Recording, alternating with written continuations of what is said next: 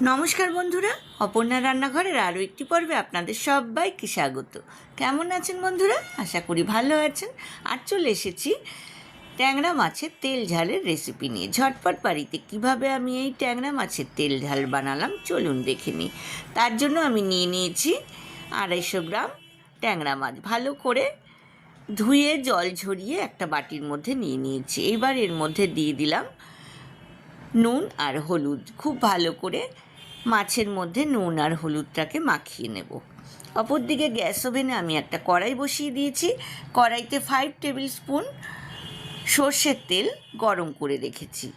মাছগুলোকে medium to high ফ্লেমে কড়া করে ভেজে নেব। এইবার বাটিতে রাখা মাছগুলো থেকে মাছগুলো নিয়ে আমি কড়াইয়ের মধ্যে দিয়ে দিচ্ছি। দু পিঠ ভালো করে ভেজে নেব। বন্ধুরা যারা প্রথম থেকে আমার সঙ্গে আছেন তাদেরকে অনেক ধন্যবাদ। আর যেসব বন্ধুরা প্রথম আমার চ্যানেলে ভিজিট করছেন তাদেরকে আমার চ্যানেলে স্বাগত জানাই। মাছগুলো আমার দু পিঠ ভাজা হয়ে গিয়েছে। আমি মাছগুলোকে তুলে একটা প্লেটের মধ্যে রেখে দিলাম। অবশিষ্ট যে তেলটা রয়েছে তার মধ্যে এবার দিয়ে দেব আমি একটা মিডিয়াম সাইজের কুচনো পেঁয়াজ। পেঁয়াজটাকে একটু ভাজা ভাজা করে নেব।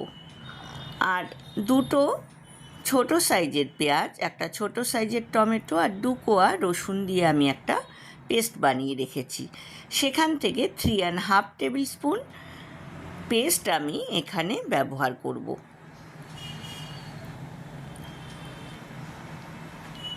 পেঁয়াজটা একটু ভাজা ভাজা হয়ে গিয়েছে। এখানে আমি পেঁয়াজ, রসুন আর টমেটোর পেস্টটা ব্যবহার করলাম। খুব ভালো করে পেঁয়াজের সাথে পেস্টটাকেও ভালো করে মিক্স করে নিচ্ছি। অত্যন্ত সুস্বাদু একটা রেসিপি। গরম গরম ভাতের সাথে কিন্তু এই ট্যাংরা মাছের তেল ঝাল অনবদ্য লাগে। এর মধ্যে দিয়ে দিলাম 4টে চেরা কাঁচা লঙ্কা।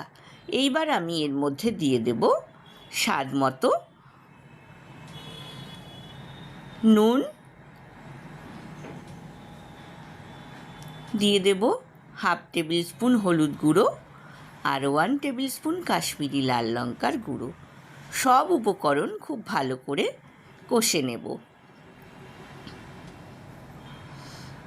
দেখুন কি সুন্দর কালার এসেছে। আপনারাও বাড়িতে বানান। আমাকে কমেন্ট সেকশানে কমেন্টস করে জানাবেন আপনাদের রেসিপিটা কেমন লাগলো। এইবার কষানো হয়ে যাওয়ার পর আমি ভেজে তুলে রাখা মাছগুলো কড়াইয়ের মধ্যে দিয়ে দিলাম। খুব ভালো করে উল্টে পাল্টে এর মধ্যে আমি দিয়ে দেব গরম জল। আমি 1 কফি মগ গরম জল এখানে ব্যবহার করলাম। যে কোনো রান্নাতে গরম জল ব্যবহার করলে কিন্তু তার টেস্ট অনবদ্য থাকে। ঝোলটাকে একটু ফুটতে দিলাম। দেখুন অন্তত মিডিয়াম টু হাই ফ্লেমে 5 থেকে 7 মিনিট ঝোলটা ফুটিয়ে নেওয়ার পর এরকম টেক্সচারটা কিন্তু চলে এলো। আমি ওপর থেকে দিয়ে দিলাম ধনেপাতা কুচি। গ্যাসের ফ্লেমটা বন্ধ করে দিলাম। আমি সার্ভিং বলে সার্ভ করে দিয়েছি বন্ধুরা গরম গরম ট্যাংরা মাছের তেল ঝাল। আশা করি আজকের রেসিপিটা আপনাদের ভালো লেগেছে। ভালো লাগলে লাইক, কমেন্ট, শেয়ার করতে কিন্তু ভুলবেন না। পাশে থাকা বেল আইকনটা প্রেস করবেন, তাহলে আমার নতুন নতুন রান্নার নোটিফিকেশান বা আপডেট কিন্তু আপনার কাছেই প্রথম পৌঁছবে।